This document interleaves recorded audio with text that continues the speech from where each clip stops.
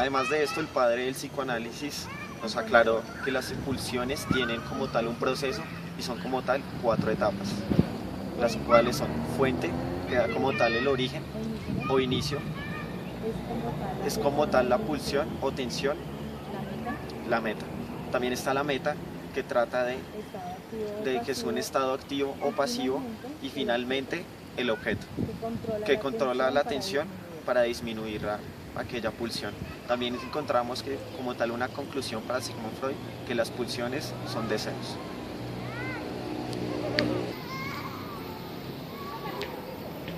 Consiguiente a eso, en el año 1920, Freud descarta el término pulsional. No, espérate. Notadas. Listo. Para 1920, Sigmund Freud descarta el término optimismo pulsional y apoyándose en sus discípulas, las cuales nos hablan de 2 términos, que serían pulsión de vida y pulsión de muerte, los cuales se convierten esenciales para el estudio de las funciones pulsionales en el ser humano. La pulsión de muerte es restablecer un estado actual anterior a la vida y rechaza todas las formas de vida orgánica. Esta pulsión para el psicoanálisis es lo contrario a Eros, puesto que Eros es la unión y cohesión y sería todo lo contrario de lo que es la pulsión de muerte. Claro está, y pues queríamos informarles que el término pulsión de muerte está relacionado con la destrucción total.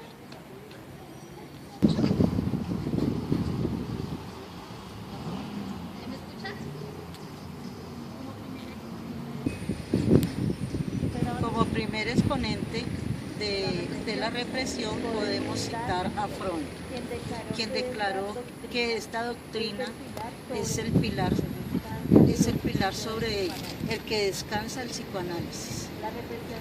La represión se puede considerar en esto. La represión se puede considerar que es el mecanismo mediante el cual una persona intenta rechazar y mantener el inconsciente, pensamiento e imágenes y recuerdos que están ligados a una pulsión, y se produce cuando una pulsión placentera se puede provocar en placer, displacer en virtud de otras existencias. En otros tratamientos de la histeria se observó que los pacientes tenían una disposición, recuerdos que concertaban recuerdos que estaban en toda su energía cuando eran incentivados nuevamente. Es decir,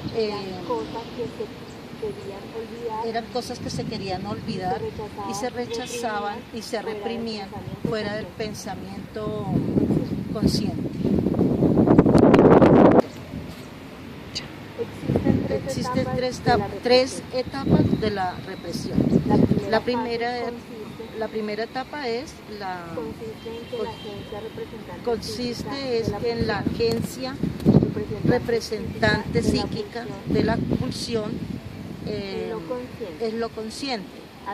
Así se establece una fijación en la representación en cuestión persistente y inestable, y la pulsión sigue ligada a ella. 2. La segunda etapa de la represión recae sobre los nacimientos psíquicos reprimidos o sobre los pensamientos que proceden de alguna u otra parte que han entrado en vínculo asociativos con ellos. A causa de ese vínculo A causa de ese vínculo, tales represiones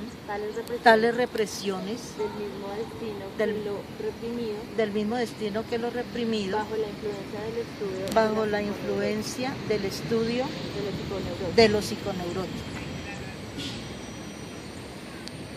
¿Ya? Dentro de los estudios de Freud podemos citar tres psiconeurosis más conocidas como la histeria, la angustia, histeria de conservación y neurosis obsesiva, neurosis obsesiva.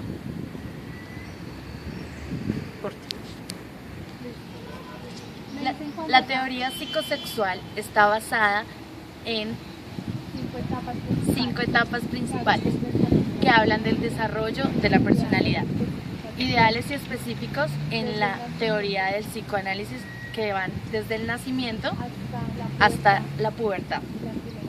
En las primeras etapas de la vida encontramos la primera etapa, que es la etapa oral, la cual está influenciada desde el nacimiento hasta el primer año.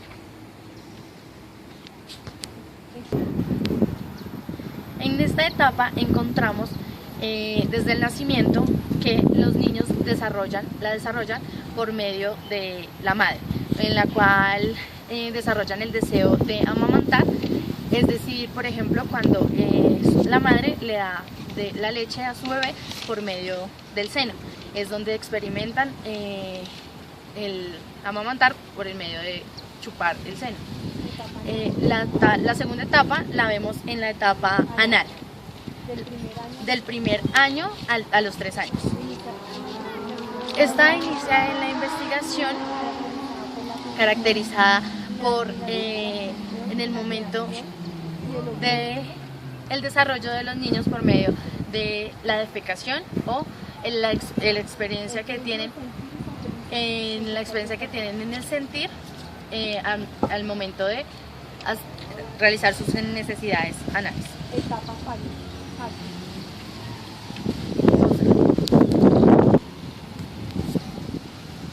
Tenemos la tercera etapa, que es la etapa fálica.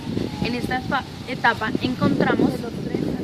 la encontramos desarrollada de los 3 a los 5 años. En esta experimenta que la zona erógena que proviene de mayor placer son los genitales, es decir, en los niños es consciente la asistencia de su pene y en las niñas de su vagina, así como el placer que les puede producir la manipulación de los mismos. Encontramos también el complejo de Edipo. En esta encontramos el complejo de Edipo, que es en el cual el niño desarrolla un enamoramiento por su madre y la niña de su padre, por bien decirlo así.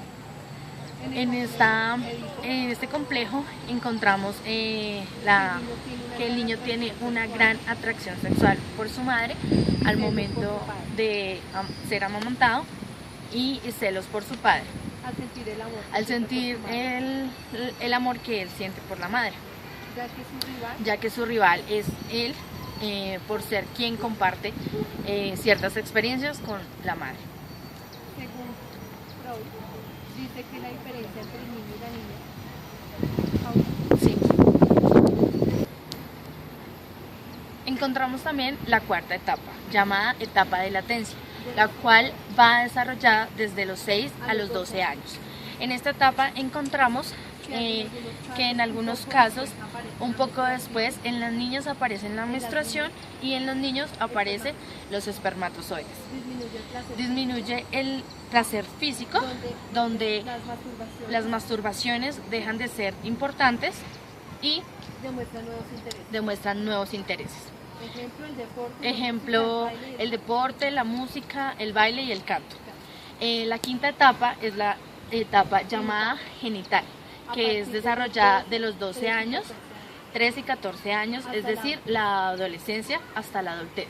En esta etapa encontramos que depende de gran medida la manera y la calidad como se resolvieron los conflictos sexuales de las etapas anteriores, lo que determina la calidad de su placer y de su vida adulta y su opción sexual, tanto como su vida laboral y profesional. Representa también varios rasgos y características sexuales secundarias.